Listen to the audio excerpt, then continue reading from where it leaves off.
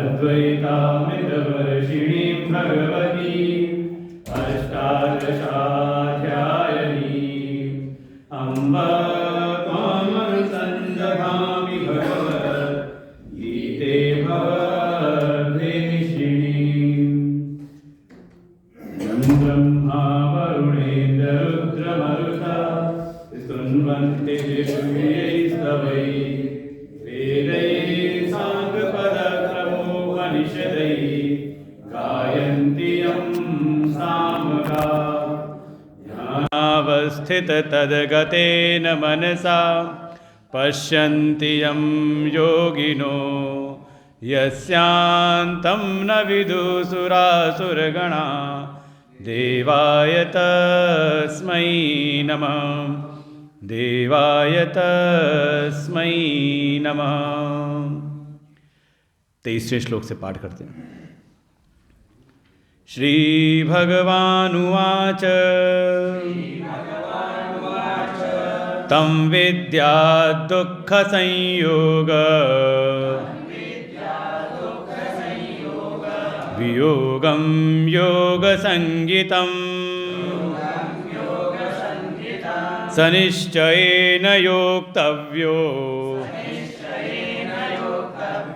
योगो निर्विण्णचेतसा संकल्पप्रभवान् कामान् त्यक्त्वा सर्वान् शेषतः मनसैवेन्द्रियग्रामं विनियम्य समन्ततः शनैः शनैः उपरमेत् बुद्ध्याधितिगृहीतया आत्मसंस्थं मनः कृत्वा न किंचिदपि चिन्तयेत् यतो यतो निश्चरति मनश्चञ्चलमस्थिरम् ततस्ततो नियम्यैत आत्मन्येव वशं नयेत् प्रशान्तमनसं ह्येनं योगिनं सुखमुत्तमम्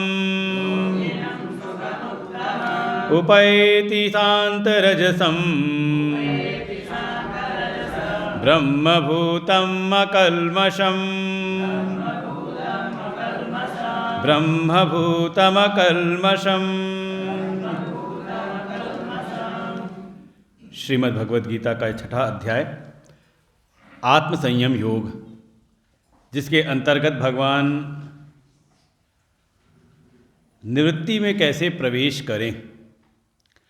इस 6ठे अध्याय को देखें तो इसकी जो भूमिका बड़ी देख लें, बड़ी समझने वाली चीज़ इसमें है कि जीवन में हमें कब तक प्रवृत्ति में रहना है और कब हमें प्रवृत्ति से निवृत्ति में प्रवेश करना है। वो बिल्कुल वो पॉइंट कौन सा है जीवन का, उसको ही ये 6ठा अध्याय दिखाता है। जब तक ध्यान में आरोहण करने की सामर्थ्य नहीं है, भगवान स्पष्ट कह देते हैं कि प्रवृत्ति अनिवार्य है। जो भी कर्मयोग की साधनाएं 3, 4, 5वें अध्याय में बताई गई हैं, वो करना अनिवार्य है, नहीं तो दुखम आप्तुम अयोगतः। फिर ये निवृत्ति का जो मार्ग है, निवृत्ति की जो साधना है, वो अत्यंत ही कष्टदायी होगी।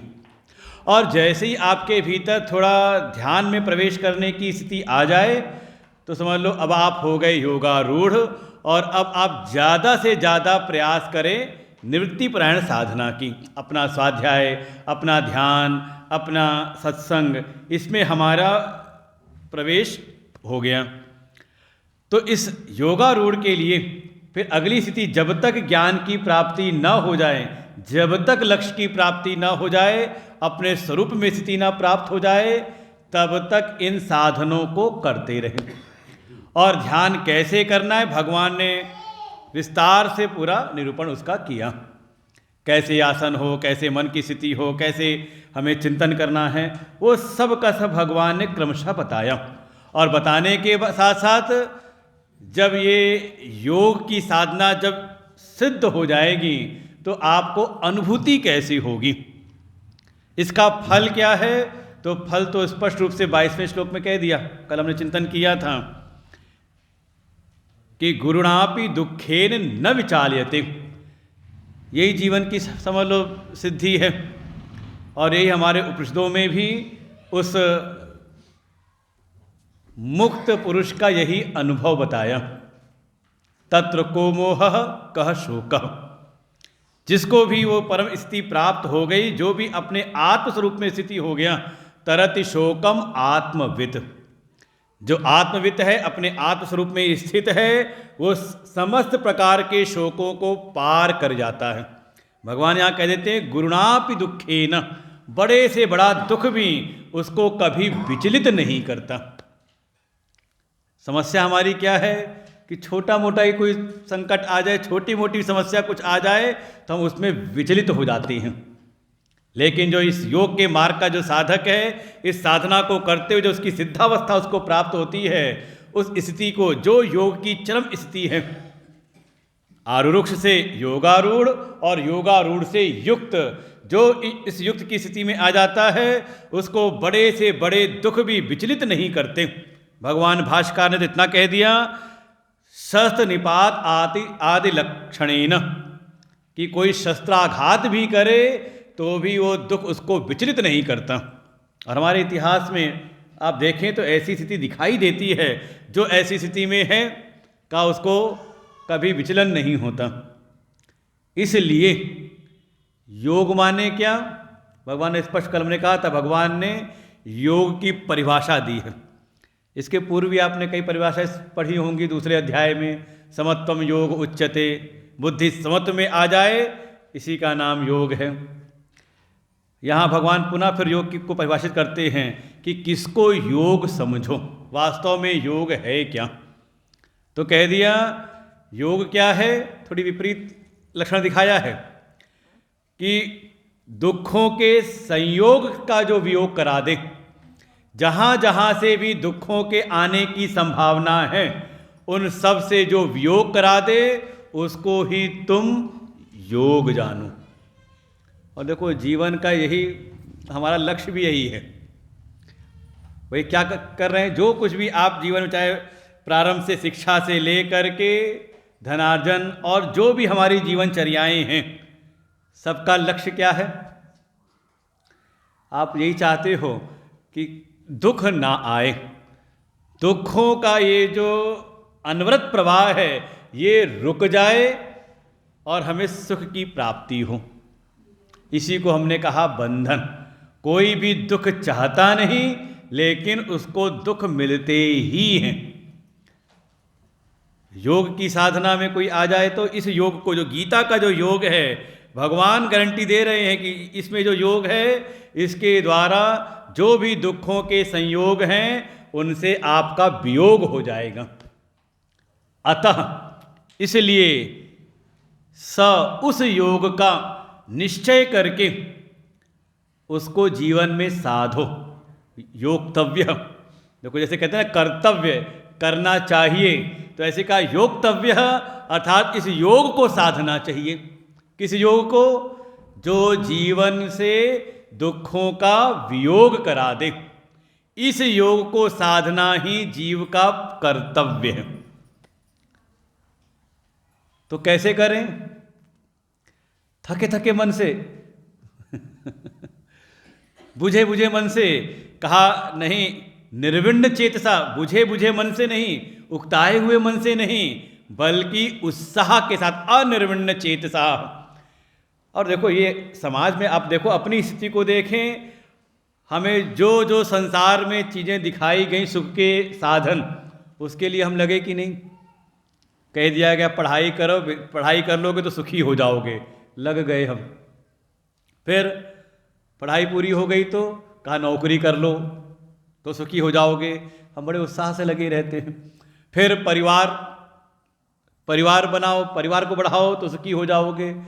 और देखो जीवन पर्यंत हमें कोई ना कोई सुख का एक आश्रय दिखाया गया और हम बड़े गा बजा करके जाते हैं उसमें, लेकिन मिला क्या?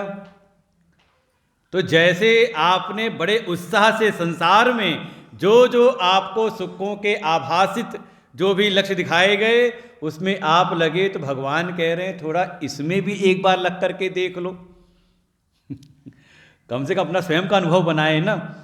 इस योग के साधन को भी थोड़ा दृढ़तापूर्वक उत्साह के साथ आप जीवन में धारण करो। भगवान कहे इसीलिए पुनः इस योग की कर्तव्यता पर जोर देते हुए अब भगवान पुनः फिर इसका एक प्रकार से आपको योग कैसे साधना है उसको थोड़ा, जो साधन पहले बताए तो उन्हीं साधनों को थोड़ा और रिफाइन करके भगवान आगे बताना शुरू करते हैं। 24वें को फिर पढ़ते हैं। संकल्प प्रभवान कामान त्यक्त्वा सर्वान् शेषतः मनसैवेन्द्रियग्रामम् विनियम्य समन्ततः। देखो बाह्य परिस्थिति कैसी होनी चाहिए ध्यान योग साधने के लिए वो भी बताया। फिर बाह्य परिस्थिति के उपरांत हमारे शारीरिक स्थिति कैसी होनी चाहिए वो भी बता दिया। फिर हमारा आहार विहार, सोना जागना, हमारे कर्मों की जो चेष्टाएं हैं सब यहाँ बता दिया। सब समझ लो कहीं ना कहीं बहिरंग हैं। अब भगवान और संकेत करें थोड़ा अपने भीतर भी।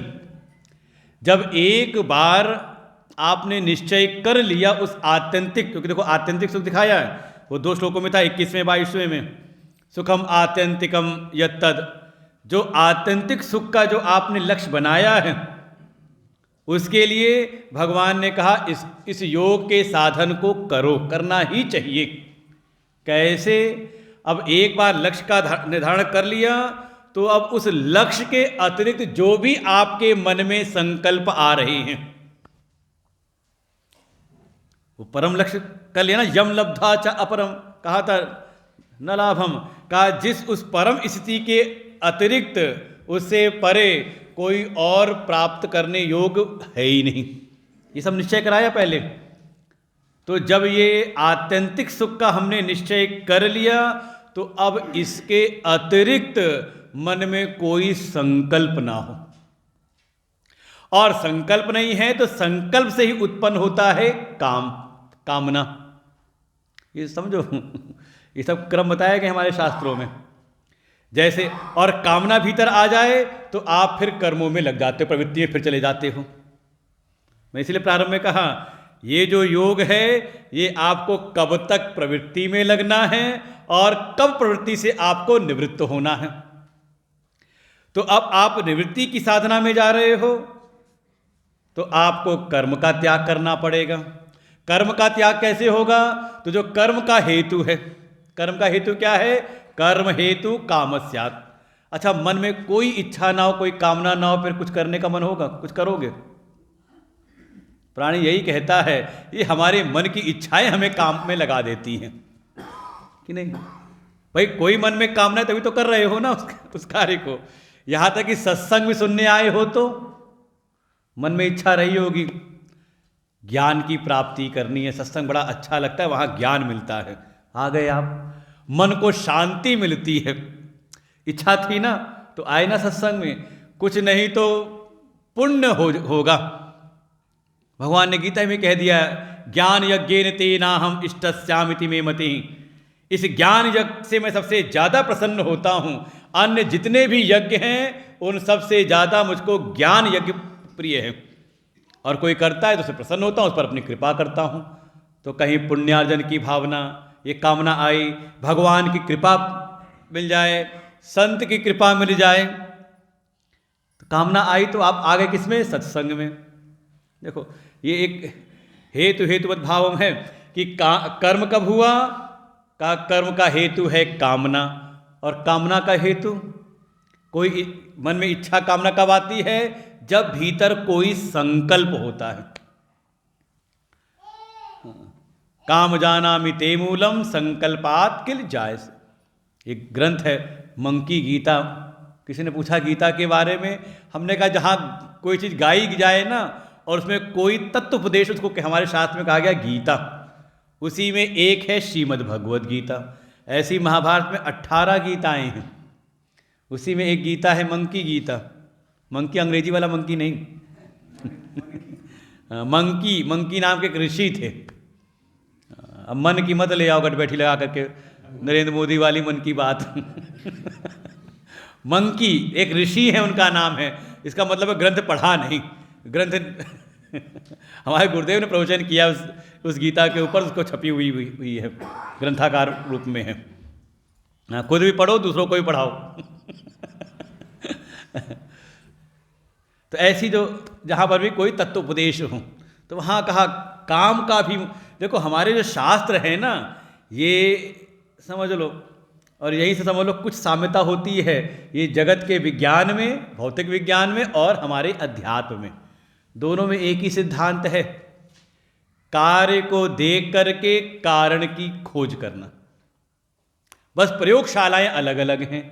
जो भौतिक विज्ञान की प्रयोगशाला है वो बहिर्जगत है, और हमारी अध्यात्म की प्रयोगशाला क्या है? कहा वो अंतर जगत में है।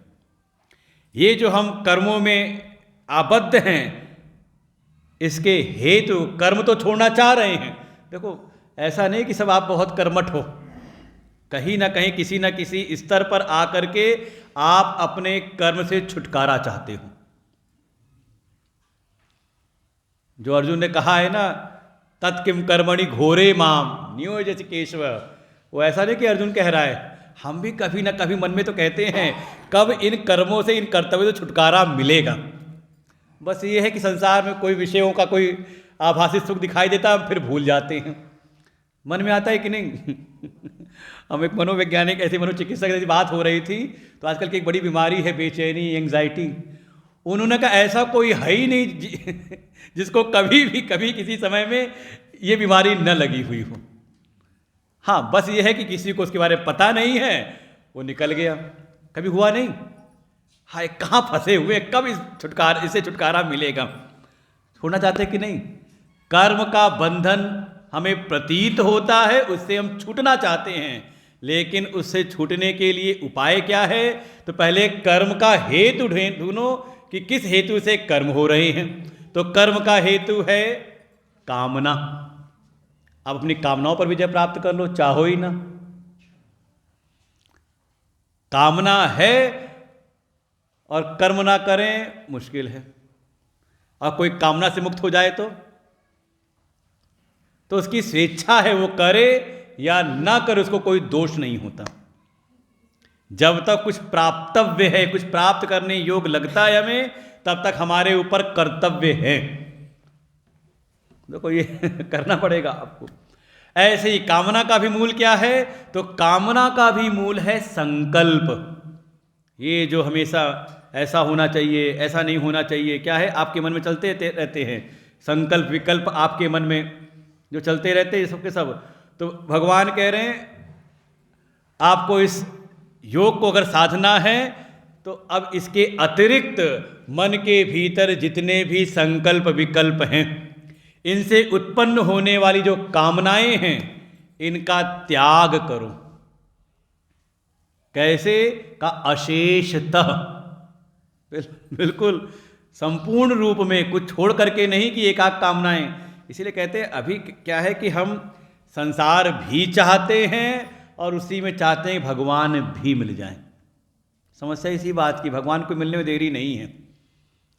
जब हमने लक्ष्य किया, आप देखो किसी एक विद्यार्थी को देखो जो कॉम्पिटिशन में बैठता है, उसकी लगन देखें, उसको फिर दुनिया में रस नहीं मिलता, उसका ज़्यादा से ज़्यादा समय निकलता है अपने कार्य में। जो भी किसी शोध कार्य में लगे हों, अरे किसान को ही देख लो, ठंडी गर्मी, आप लोग अपना ही जीवन देख लो, घर में चाहे जो कुछ भी हो करना ही है। तो जैसे हमारे भीतर संसार की चाह थी तो हमने संसार के लिए प्रयत्न किया, बड़े बड़े जोग जग तप सब करते हैं, थोड़ी मन में सांसारिक कामना, संसार से कोई अगर कोई संकट आ जाए ना, उसे छूटने के लिए जो पंडित जी जो साधन बता दे आदमी करने को तैयार रहता है। बड़े से बड़े तप कर लेगा, बड़े से बड़े व्रत कर लेगा, बड़े से बड़े अनुष्ठान कर लेगा।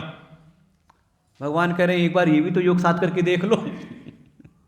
अपनी समस्त संकल्प से उत्पन्न होने वाली कामनाओं को आप त्याग करके फिर मनसा एव इंद्रिय ग्रामम, मन के द्वारा, कैसे मन के द्वारा? सत्संग से, विवेक जनित मन के द्वारा, विवेक से युक्त मन के द्वारा जो भी आपने स्वाध्याय किया, सत्संग किया, इससे जो आपका विवेक जगा है, उस विवेक से युक्त मन से आप अपने इंद्रिय समूह को आप क्या करो? विनियम्य, अपने बस में करो। देखो ये मन भागता है इंद्रियों को सहारा बना के संसार में। गो गोचर जहां लग मन जाई, सो सब माया जानो भाई।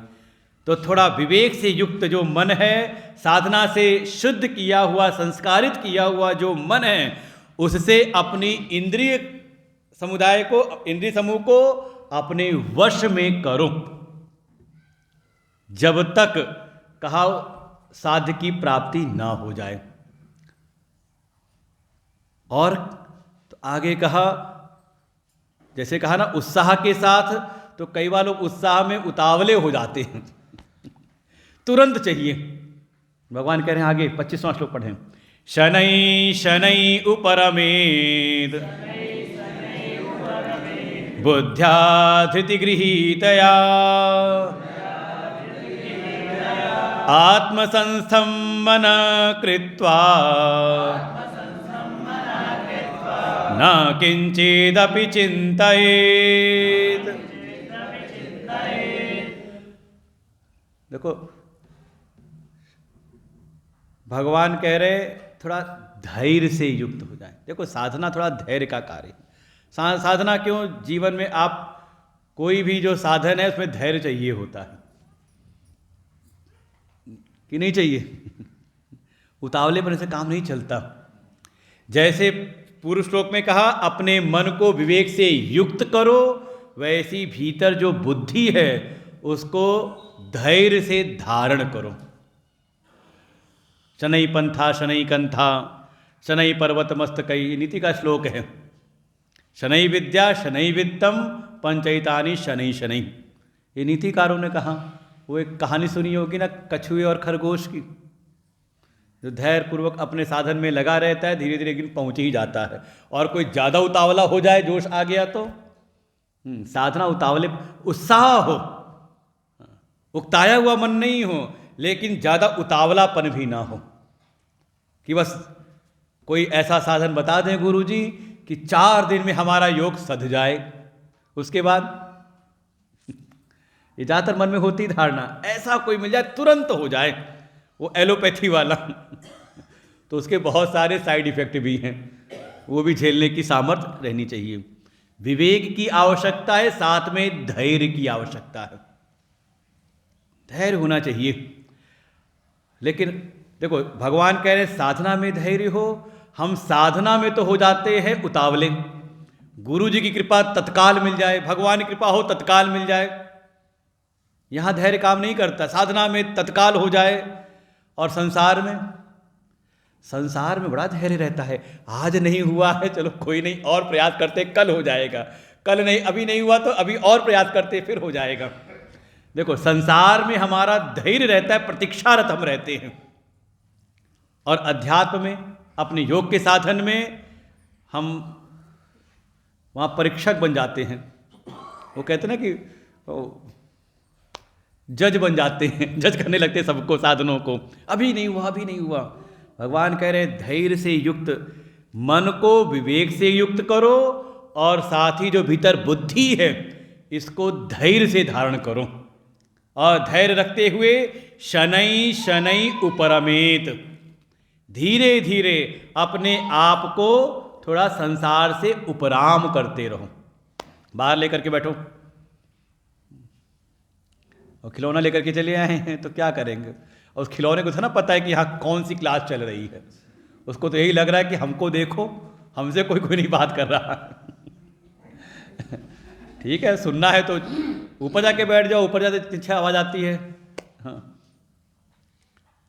हाँ, इसलिए कहा ना ऊपर अमीर ऊपर जाओ। जहाँ हो आ गए हो साधना करते, और देखो ये आपका क्रमिक है, ये सतत आपका विकास हो रहा है साधना के मार्ग में। आज आप एकाएक कोई सोचो आज कहे कि हम आज पहली बार आए सत्संग में, हम लोग जान जाते पहली बार नहीं आए, कोई आज एकाएक नहीं आ गए। ये जन्म जन्मांतर में आपकी जो साधना है धीरे धीरे परिपक्व करते हुए आज आपको इस गीता के सत्संग में ले आई है, इस ज्ञान के सत्र में आप आ गए हैं। कैसे ये क्रमिक विकास धीरे धीरे हो रहा है। तो ऐसे ही जो आपकी स्थिति है, थोड़ा अपनी स्थिति से अपने को थोड़ा ऊपर उठाते रहें, थोड़ा अपने आप को संसार से उपराम करते रहें। संसार में जो आपका अटैचमेंट है, जो आसक्ति है, इसको थोड़ा धीरे धीरे शिथिल करते रहें। एकाएक नहीं होता। जैसे कोई धागा कोई उलझ जाए तो अब कई सुलझाने वाला उसको खींचने लगे तो माताएं कहेंगे नहीं खींचो नहीं, थोड़ा इसको ढीला करो। तो धीरे धीरे जहाँ जहाँ आपकी आसक्ति है उसको शिथिल करें। धीरे धीरे अपने आप को संसार से उपराम करते जाएं, उपरमेत धैर्य रखते हुए और उपराम करते हुए आत्मसंस्थम मनः कृत्वा न किंचित अपि चिंतयेत। और ऐसे ही धीरे धीरे साधना करते हुए, धीरे धीरे अपने मन को साधते हुए, मन को बाहर के विषयों से हटा करके भीतर अपनी आत्मा में ही स्थित कर दो। ना किंचित अपि चिंतयेत, अपनी आत्मा के अतिरिक्त किसी और चीज का चिंतन न करो। आत्मसंस्थम, अपनी आत्मा में ही अपने मन को स्थित कर दे। आत्मा एव सर्वम, आत्मा ही सर्व है। आत्मा के अतिरिक्त दूसरी कोई सत्ता है ही नहीं। उमा कहूँ मैं अनुभव अपना सत हरि। जगत नहीं, ये भजन भी सपने में ही हो रहा है। ये जो भजन के साधन है ना, ये भी माइक जगत में ही हो रहा है। भजन जगत सब सपना, भजन वहाँ तक ले जाने के लिए है, और जब वहाँ पहुँच गए तो वो भजन भी छूट जाता है। आप योग सूत्रों में जाएंगे तो वहाँ सविकल्प से निर्विकल्प में, सवितर्क से निर्वितर्क, ऐसे आप जाओगे धीरे धीरे। तो ये भी आपको वहाँ तक ले जाने के लिए है। जैसे आपने वाहन उठाया अपना और चल पड़े सत्संग के लिए, और जैसे ही सत्संग भवन के बाहर पहुँचे तो वाहन को वहीं खड़ा करके छोड़ करके आप अंदर आ गए। तो धीरे धीरे ऐसे जब आप निरंतर साधना में रत रहते हैं, योग साधना में लगे रहते हैं, धैर्य से युक्त होकर के, तो साधना करते करते आपका जो मन है, जो चित्त है, संसार के विषयों से उपराम हो करके फिर संसार का चिंतन नहीं करता, बल्कि अपनी आत्मा का ही चिंतन करता, आत्मा में ही स्थित हो जाता है। अरे बिल्कुल वैसे ही आपको पता है आप कब सो जाते हो, वो इंस्टेंट पता है, बिल्कुल टाइम, वो बिल्कुल एग्जैक्ट किस समय आपको नींद आती है। आज नोट करना, रात में जब सोने लगना तो देखना किस समय आपको नींद आती है। क्या करते हो सोने के लिए? धीरे धीरे सब समेटते हो, पैकिंग करते हो ना। धीरे धीरे आप अपने सब चीज़ों को समेटते समेटते आ जाते हो अपने बिस्तर पर। बिस्तर पे आ करके वो सब मतलब समेट करके आए, आ करके लेट गए, सबसे आखिरी मोबाइल छोड़ते होंगे। आखिरी बार मोबाइल देखा, और क्या पता कई बार तो देखते देखते मोबाइल मुंह पे गिरता होगा। तो लगता है अरे अब नींद आ रही है। हुआ कि नहीं? धीरे धीरे सब समेटते समेटते सब रखा और पैकिंग करके मैं सो रहा हूँ, और एक ऐसा क्षण आया कि आप सो गए। बिल्कुल उस अभावात्मक अनुभव में, अपनी निद्रा में आप चले गए। किस समय का पता नहीं चलता। ऐसे ही ये योग का साधन शनै शनै धैर्य पूर्वक करते करते, बार बार ये अपने मन को संसार के विषयों से निकालते हुए अपने आत्मा में लगाए रखने से एक समय स्थिति ऐसी आती, आप उसी आत्मा में ही स्थित हो जाते हैं। अब देखो, अब ये गीता जी में है, अब भागवत पढ़ना कभी भागवत जी का दूसरा स्कंध, दूसरे स्कंद का पहला ही अध्याय है, उसमें यही ध्यान सर्वोच्च स्थिति ध्यान की यही बताई है। मनो निर्विषयम कृत्वा ततो न किंचन स्मरेत, वहाँ भी सुखदेव जी ने सबसे पहले इसी ध्यान को बताया है, सर्वात्मा का ध्यान करो। तस्मात् भारत सर्वात्मा भगवान ईश्वरो हरि, उस सर्वात्मा का ध्यान करो। कैसे होगा? पहले मन को निर्विषय करो। जैसे निद्रा में आप सब जगह से अपना नाता तोड़ते हो, चाहे कितना भी नाती पोते से प्रेम हो, बच्चे से प्रेम हो, उसको भी एक बार सुला करके कहते हो सो जाओ है कि नहीं? नींद में जाते हो सब छोड़ते हुए, ऐसे ही ध्यान में भी। और जब अंदर जाने लगे तो देखो क्या स्थिति होगी। पूर्व के जो आपके भीतर रजस के संस्कार है, रजोगुण के संस्कार हैं, वो बार बार विषयों में लेकर के जाएंगे। तो क्या करो? यतो यतो निश्चरति मनश्चंचलम स्थिरम ततस्ततो नियम्यैत आत्मन्येव वशं नयेत्। वो छोटा बच्चा होता है ना, आप चाहते हो यहाँ चुपचाप बैठ जाए, चुपचाप यहीं भी खेले, और बच्चे को मौका मिले तो भागता है कि नहीं? तो ऐसे ही ये जो पूर्व के जो संस्कार हैं, मन में जो रजस है, हम चाह रहे हैं ध्यान में बैठाना, हम चाह रहे हैं माला जप करें, मंत्र का जाप करें, इधर तो माला हाथ में रहती है, और फिर ये जो मन का एक स्वभाव है पूर्व के संस्कारों के कारण, कैसा स्वभाव है? ये चंचल है, ये अस्थिर है, एक जगह टिकता नहीं।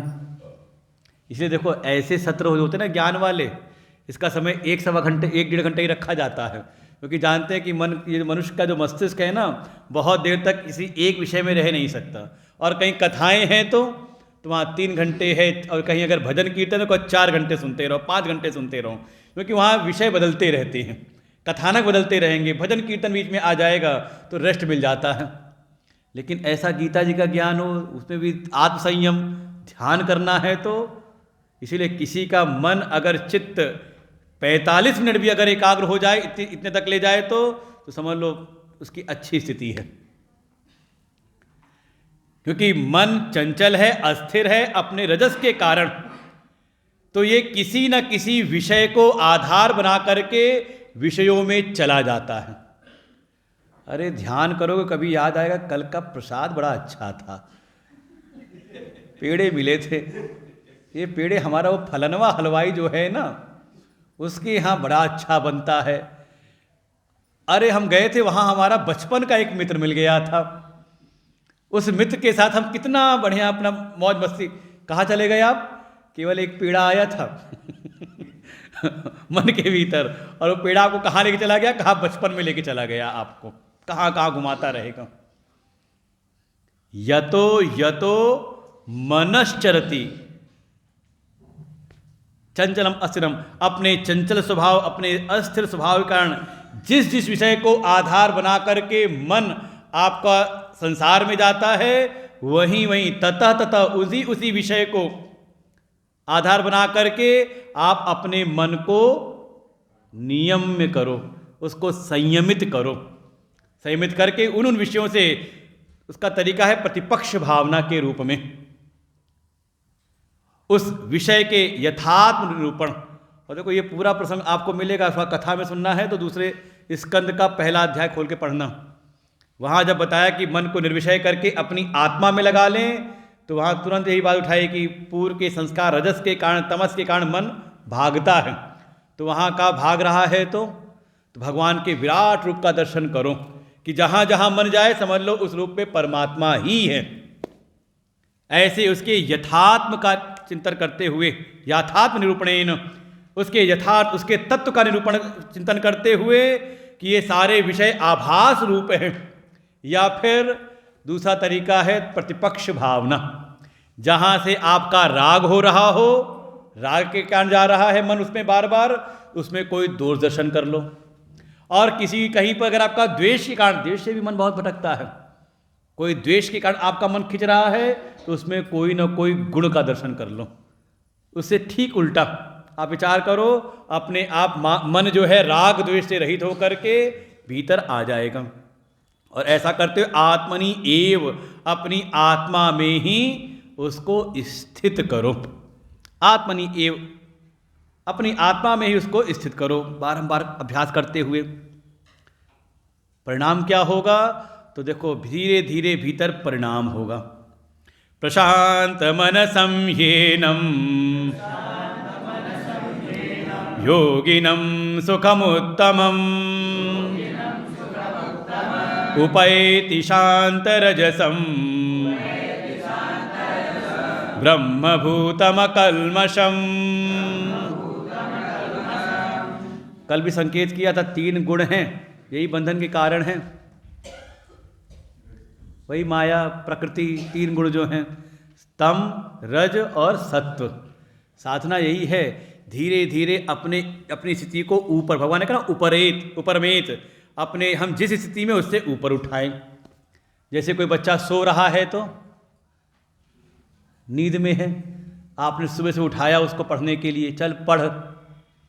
वो बच्चा उठा, अनमने मन से आँख पोंछी और फिर अपना किताब उठाई, पढ़ने लगा। पढ़ते पढ़ते देखा माता जी गई, पिताजी गए अपने काम में, उसके बाद पढ़ते पढ़ते फिर वही सो गया, है कि नहीं? कहा आपने सीधे, अभी वो तमोगुण के प्रभाव में है और आप उसको लगा रहे हो सीधे सत्वगुण के प्रभाव में। भाई अध्ययन करना, ज्ञान प्राप्त करना सत्वगुण का धर्म है, आप सीधे लेकर के जा रहे हो। कहा सीधे नहीं, भगवान ने कहा ना शनै शनै, धीरे धीरे तरीका है। अभी सो रहा है, अभी तमस के प्रभाव में है, थोड़ा उसको क्रियावान करो। जाओ घूम करके आ जाओ, टहल करके आ जाओ, जाओ खेल लो, जाओ स्नान कर लो। क्या हुआ? थोड़े रजोगुण में आए तो तमोगुण से आ गए रजोगुण में, और फिर रजोगुण में जब हो गए तो तमस छूटा। अब उसको क्रमशः लगाओ सत्वगुण में। देखो तरीका यही होता है। इसलिए जो ध्यान, कई बार कहते हैं कि सो के उठे और वहीं बैठ के ध्यान करें, तो हमने आपकी सामर्थ्य हो तो कर लो, नहीं तो पता नहीं कौन सा ध्यान होगा। बैठे बैठे ध्यान, भगवान ने कहा है कि हाँ मेरुदंड को सीधा रखना, तो हो सकता है बिस्तर पे सीधा जल्दी हो जाता हो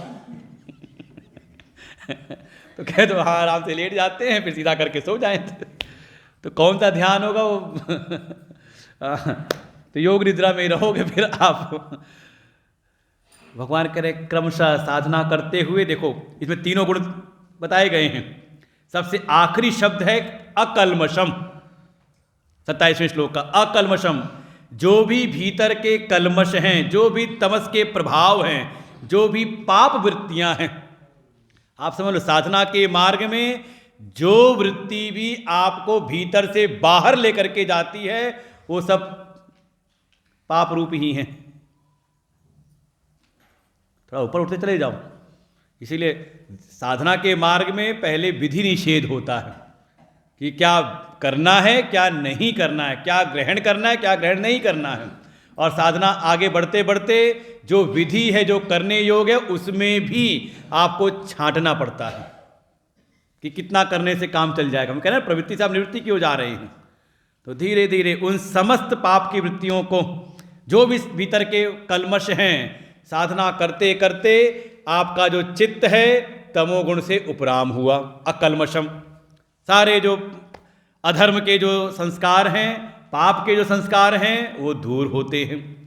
दूर होकर के फिर शांत रजसम, आपके भीतर का ये जो रजस है, रजोगुण, जो हमेशा आपको प्रेरित करता है नहीं कुछ करना है कुछ करना है, समझ लो। इसीलिए ध्यान में बड़ी कठिनाई होती है। आप 10 मिनट शांति से बैठ नहीं पाते, कुछ काम दे दो तो कार्य कर लेते हो। क्यों? क्योंकि अभी रजस की प्रधानता है भीतर। लेकिन ये साधना करते करते धीरे धीरे रजस भी शांत हो जाता है। तमोगुण शांत हुआ, तमोगुण से ऊपर उठ के रजस में आए, रजस को भी शांत किया, और फिर प्रशांत मनसम, और फिर धीरे धीरे रजस से भी हम ऊपर उठे, आ गए सत्व गुण में, और सत्व का ही ये लक्षण है, मन प्रसन्न हो जाता है। देखो, जिस समय आपका मन शांत हो जाए ना, तो भीतर से प्रसन्नता होती है। सत्व गुण का ये लक्षण है। और कई बार ये भी बांधता है सत्वे सुखम, कहा सत्व जो है सुख में बांध देता है। तो वो प्रसन्नता तो मिलती है, प्रशांत मनसम, मन की प्रसन्नता प्राप्त हो जाती है।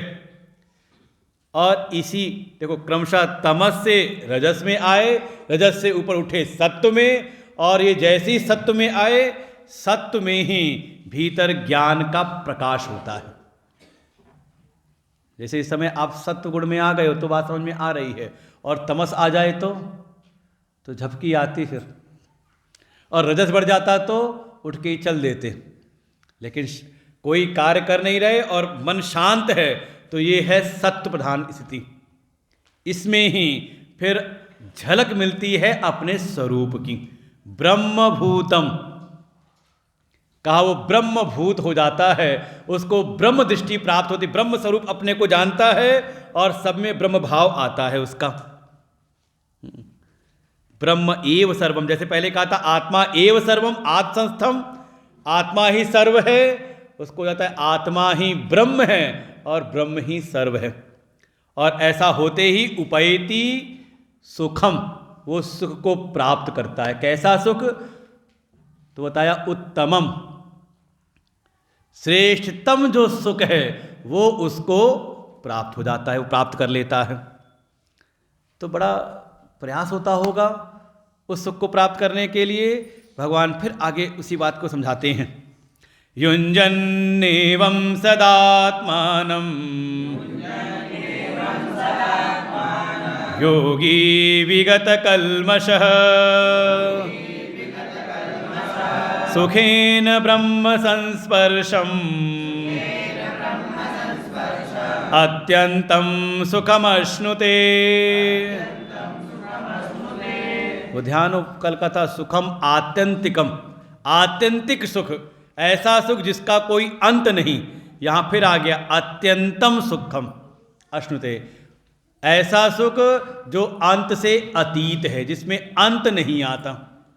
संसार के सुखों को आप विचार करके देखना, वो प्रारंभ होता है, उसका शांत भी होता है, नष्ट भी होता है वो सुख, जो भी बाहर के विषय जनित सुख हैं। लेकिन ये सुख कैसा है? का अत्यंतम, आत्यंतिक सुख है। वो प्राप्त होती है कब?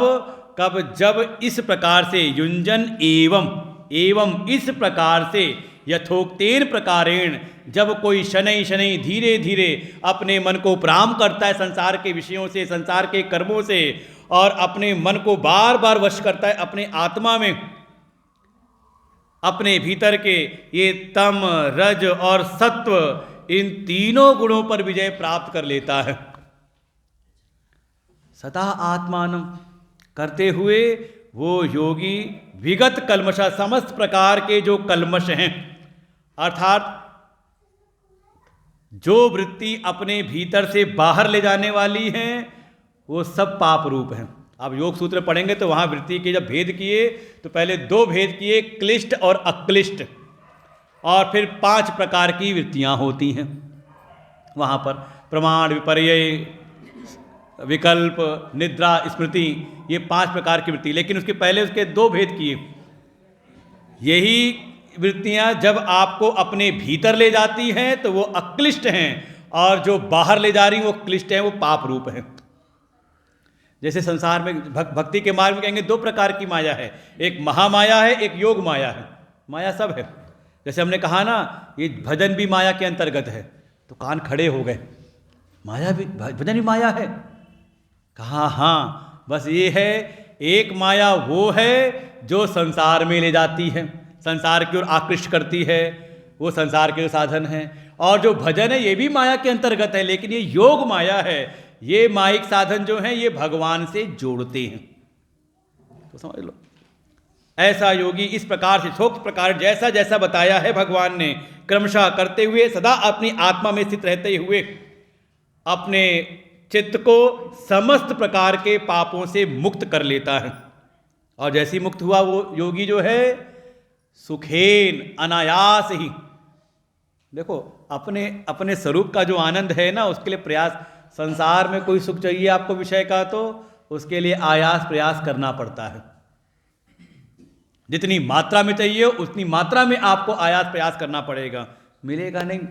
लेकिन अपने स्वरूपभूत जो अपना जो आनंद है, भगवान कह रहे हैं सुखेन अनायास ही, बिना किसी प्रयास के ही उसको प्राप्ति होती है।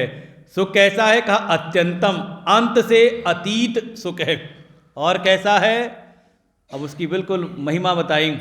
ब्रह्म संस्पर्शम, ये वो सुख है जो ब्रह्म से संबंध होने पर प्राप्त होता है, ब्रह्म से संयुक्त होने पर। और ब्रह्म का सच्चिदानंद रूप आए, जो आनंद आनंद रूप है, ऐसे उस ब्रह्म संस्पर्श का जो सुख है वो उसको प्राप्त हो जाता है। ऐसा सुख जिसकी कोई सीमा नहीं, जो अनंत है, जिसका कोई अंत नहीं, साक्षात अपने स्वरूप का ही आनंद है। और ऐसा होते ही जब ब्रह्म से संयुक्त हुआ, ब्रह्म साक्षात्कार हुआ, तो उसकी दृष्टि जब उठता है ध्यान से, तो ये तो देखो भीतर हुआ, दर्शन हुआ। और जब आंख खोली बाहर देखा तो क्या दिखाई दिया? तो कभी भागवत में देखें, ध्रुव जी ने जब भगवान के दर्शन हुए पहले भीतर, और भीतर दर्शन करके जब आंख खोली भगवान को देखा तो पहले कहा जो अंतः प्रवेश, जो मेरे भीतर प्रवेश करके, जिनका मैं अंदर दर्शन करा था वही बाहर। और केवल यही नहीं है, सारे जगत में का उस रूप को भगवान का देखा। तो यही कह रहे हैं, अंदर अनुभूति हुई, अब बाहर कैसी स्थिति बनती है? तो योगी हो जाता है समदर्शी। सर्वभूतस्थमात्मानं सर्वभूतानि चात्मनि ईक्षते योगयुक्तात्मा सर्वत्र समदर्शन यो मां पश्यति सर्वत्र सर्वं च मयि पश्यति तस्याहं न प्रणश्यामि स च मे न प्रणश्यति। अब समझ ले, ये जो आगे भगवान बता रहे हैं, ये इस योग का परम फल है और गीता जी का परम प्रयोजन। ये कहते हैं मूल विषय यही है, जो औपनिषदिक ब्रह्म विद्या है, ब्रह्मात्मैक्य बोध है, वो भगवान यहाँ पर स्थापित कर रहे हैं। देखो, पहले उसको जाना था कैसे? आत्मसंस्थम, फिर आगे कहा दूसरा ब्रह्म संस्पर्शम। अब भगवान सबको एक कर दे रहे कि जो अपना शुद्ध चैतन्य आत्मा है, जिसकी सत्ता से सब सत्तावान हो रहे हैं, हमारी मन बुद्धि शरीर, ये वाणी बोल रही है, आंख देख रहे हैं, कान सुन रहे हैं, किसकी? कहा जो भीतर आत्मसत्ता है, जो शुद्ध चेतन आत्मसत्ता है। और इस सारे जगत में जो सत्ता है, चेतन सत्ता है, उसको कहा ब्रह्म का, उस दोनों के एकत्व को अनुभव करता है कि ये दो नहीं बल्कि एक है। जिसको आत्मा कहा था वही ब्रह्म है। और ऐसा दृष्टि होते ही, ऐसा जो इस योग से युक्त जो योगी है, इसलिए कहा योग युक्त आत्मा, ऐसा योगी जो इस तत्व ज्ञान से युक्त हो गया है, सर्वत्र समदर्शन, सर्वत्र उसको समदर्शन होते हैं, अर्थात सब ब्रह्ममय हैं। और व्यवहार में क्या देखता है? ईक्षते, कैसा देखता है बाहर? तो कहा सर्वभूतस्थम आत्मानम, सर्वभूतों में आत्मा को, सर्वभूत आत्म रूप हैं। जैसे आप जाकर के सुनार की दुकान पे अलग अलग आभूषण देखते हो कि ये कान वाला है, ये हाथ में पहनने का, ये माथे पर पहनने वाला है, ये नाक में पहनने वाला है, लेकिन सुनार की दृष्टि में, उसकी दृष्टि में केवल सोना होता है। वो तत्व को, वस्तु को देखता है, सोने को। आप जो सामान्य व्यक्ति है उसमें अलग अलग नाम रूप आकृति देख रहा है, लेकिन जो सोने को जानने वाला सुनार है उसकी दृष्टि केवल सोने पर है, किसमें सोना ज़्यादा है, किसमें सोना कम है, किसमें सोने की गुणवत्ता ज़्यादा है, किसमें सोने की गुणवत्ता, तो केवल उसकी दृष्टि स्वर्ण पर है। ऐसे ही ये जो युक्त आत्मा, ऐसा जो सिद्ध हुआ जो योगी है, उसकी दृष्टि सब जगह केवल और केवल आत्मा रूप हो जाती है। भूत क्या, कोई भूत नहीं, उसको केवल लगता है यही आत्मा के ही दर्शन होते हैं कि आत्मा पर ही सबके सब ये अध्यस्त हैं, कल्पित मात्र हैं।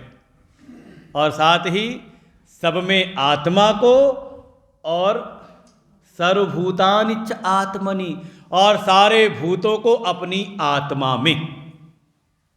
यही है तत्व ज्ञान श्रीमद् भगवद गीता का। और ये भगवान जगह जगह पे ये कैप्सूल के रूप में छुपा के रखे रहते हैं।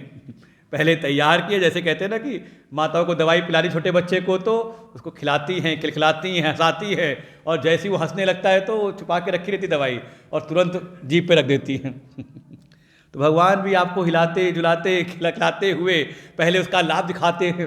अरे ऐसा सुख मिलता है, ऐसा आत्यंतिक सुख, अंत से रहित सुख। जैसे ही आपका मुंह खुला रहा तो भगवान ने घुट्टी डाल दी मन में भीतर। ये ब्रह्मात्मिक बोध, ऐसा उसको दर्शन होता है। तो भगवान कहाँ गए बीच में? आत्मा ब्रह्म जान लिया, भगवान कहाँ गए?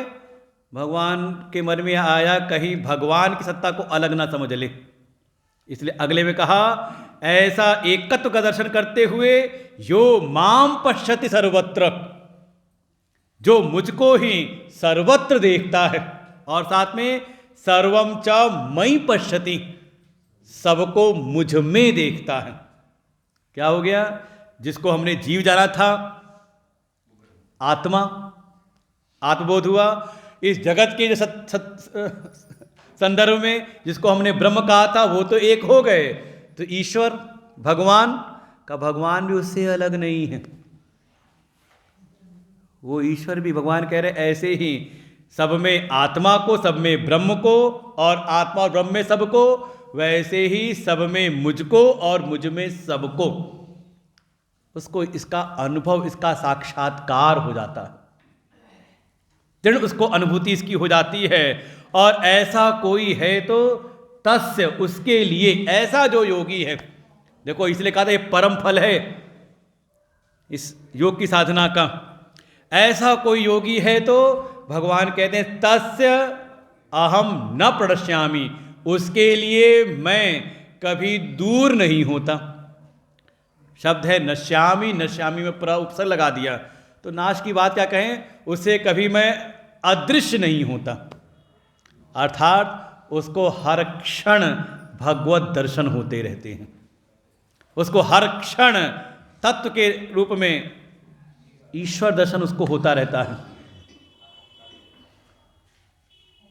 और साथ ही उसको तो उसके लिए मैं कभी अदृश्य नहीं होता, उसके लिए कभी मैं दूर नहीं होता, अपरोक्ष नहीं होता। और साथ ही साथ स च स में न प्रणश्यति, और साथ ही वह जो है वो मुझसे कभी ओझल नहीं होता, मुझसे कभी वो दूर नहीं होता। देखो भगवान और उस जीव में भी एकत्व हो रहा है, ऐसा कह दिया। अर्थात तस्य च मम च एकात्मकत्वात्, अर्थात उस आत्मा में और मुझ ईश्वर में भी एकत्व है, इसको जान लेता है। और इसलिए उसको फिर कभी भी वो अपनी स्थिति से कभी दूर नहीं होता, वो न कभी मुझको विस्मित करता है और ना कभी मैं उसको विस्मित करता हूँ। ऐसी स्थिति प्राप्त करके दो श्लोक और पढ़ लेते हैं। सर्वभूत स्थितं यो मां भजते कत्वमास्थितः, सर्वथा वर्तमानोपि स योगी मयि वर्तते,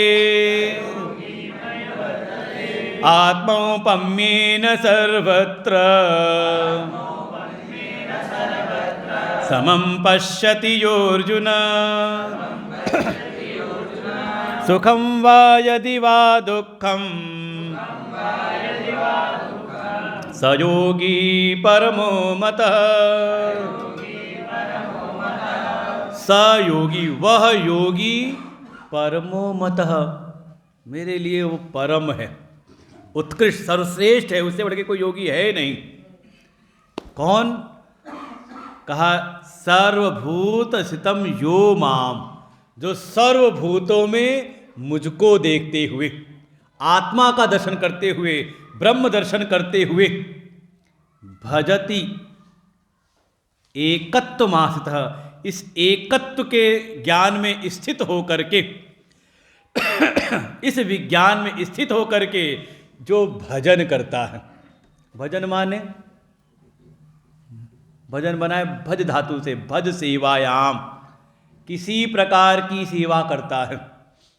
देखो इस तत्व में, सब में आत्मा को, सब में परमात्मा को, सब में ब्रह्म को, इसलिए भागवत में कहा तस्मात् भारत सर्व आत्मा भगवान ईश्वरो हरि, सबको सर्वात्मा रूप से देखते हुए वही ईश्वर है, वही भगवान है। इन सब में एक तत्व को ही, अद्वैत तत्व को का जो दर्शन करते हुए, इसी अद्वैत तत्व में स्वयं स्थित रहते हुए जो कुछ भी कर्म करता है, कुछ भी सेवा करता है, सर्वथा वर्तमानोपि, वो दुनिया के कार्यों में लगे रहते हुए भी वो दुनिया में नहीं रहता। हम क्या होता है, हम दुनिया में रह रहे होते हैं। क्यों? क्योंकि दुनिया में हमारी स्थिति बनी हुई है, दुनिया को सत्य मान रहे हैं।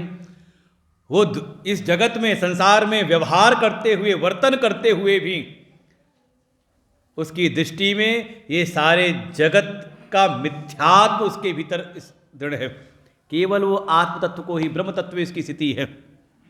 ऐसे ही समझ लो जैसे कोई ड्रामा का कोई पात्र, नाटक के पात्र होते हैं ना, वो है तो कुछ, लेकिन जब कोई इसको रोल मिला तो हमें लगता है अमिताभ बच्चन डॉन भी बने, कभी लोगों के मसीहा भी बन गए, और यानी कौन कौन से उनके रूप, कभी डॉक्टर भी बन गए होंगे, कभी पुलिस वाला बन गए होंगे, कभी चोर भी बन गए। लेकिन क्या क्या रहे वो? कहा वो करते समय जो भी रोल अदा कर रहे हैं, करते उनको ये ध्यान रहता नहीं कि मैं कौन हूं।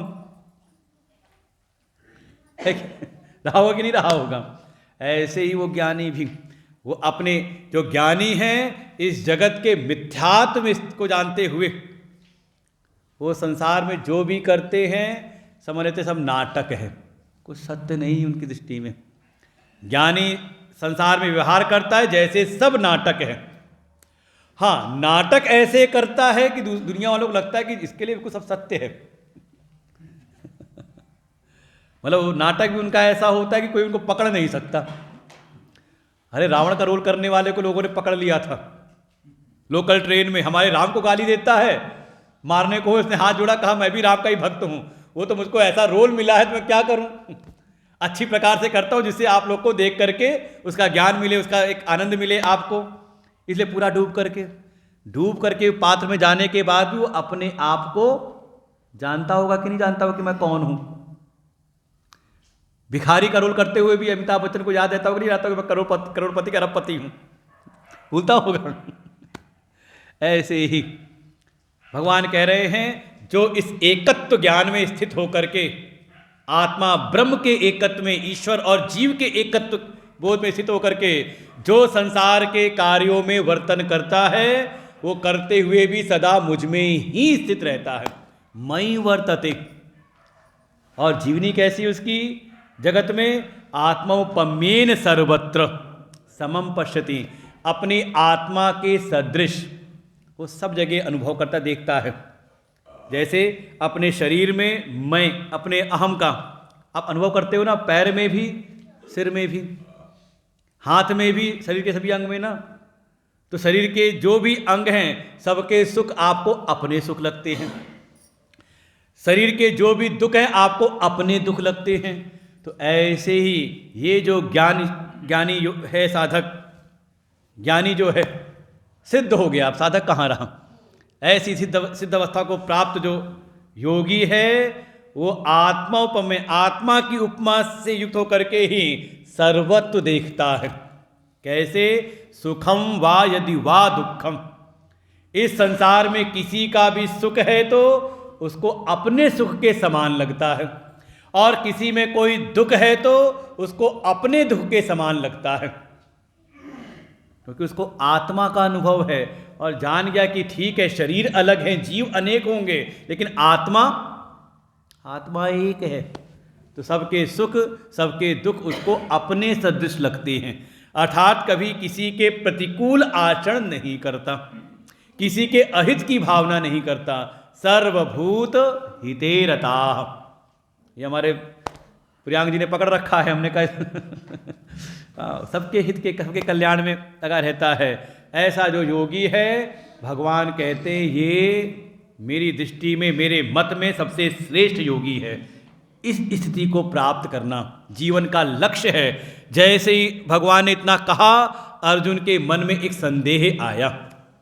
आपके मन में आया कि नहीं? ऐसा मन में भाव आया कि नहीं?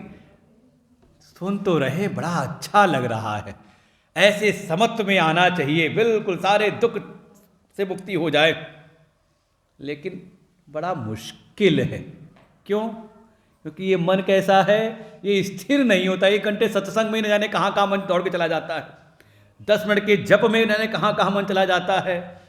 तो जैसे आपके मन में संदेह आया, बात तो आप बिल्कुल ठीक कह रहे हैं। समत्व वाला जो योग है, आत्म सदृश हम सबको देखने लगें, सब में आत्मा का, आत्मा में सबका हम दर्शन करें, लेकिन इस योग में, इस समत्व रूपी योग में स्थित होना बड़ा मुश्किल लगता है। अर्जुन ने कहा, भगवान ने भी स्वीकार किया, उपाय बताते हैं, मुश्किल तो है लेकिन असंभव नहीं है, साधन है। और तो और दोबारा फिर एक प्रश्न पूछा कि प्रभु देखो, मेरी श्रद्धा, किसी की श्रद्धा तो है इस ज्ञान में। अच्छा, इस ज्ञान में सुनने में अच्छा लगता है कि नहीं लगता? जो प्रवचन सुन रहे हो गीता जी का, सुनने में अच्छा लग रहा है ना? रुचि तो है ना? श्रद्धा है ना? अच्छा, जो सुनाया जाता है घर जाके करते हो? प्रयत्न करते हो? उतना साधना करते हो? किया? यम नियम आसन प्राणायाम प्रत्याहार धारणा सब किया कुछ? कहा नहीं, प्रयत्न नहीं करते। तो कोई ऐसा है, कोई नहीं, मतलब अपने को समझो, अगर हमारी श्रद्धा तो बहुत इस ज्ञान में, अच्छा लगता है सुनने में, लेकिन उतना हम प्रयत्न नहीं कर पाते, उतना यत्न नहीं कर पाते, तो हमारी क्या गति होगी? ये जो दुनिया का काम छोड़ करके आए हम इस मार्ग में, मतलब यहाँ सुनने के लिए, तो छोड़ के आए ना, तो कहीं ऐसा तो नहीं यहाँ पे उतना हमने यत्न किया नहीं, इसका फल तो मिला नहीं, मिलेगा नहीं, जो छोड़ के आए वो भी तो नहीं नष्ट हो जाएगा, तो ना यहाँ के रहे ना वहाँ के रहे, है तो नहीं मन में ऐसा? देखो, मन में लगता है।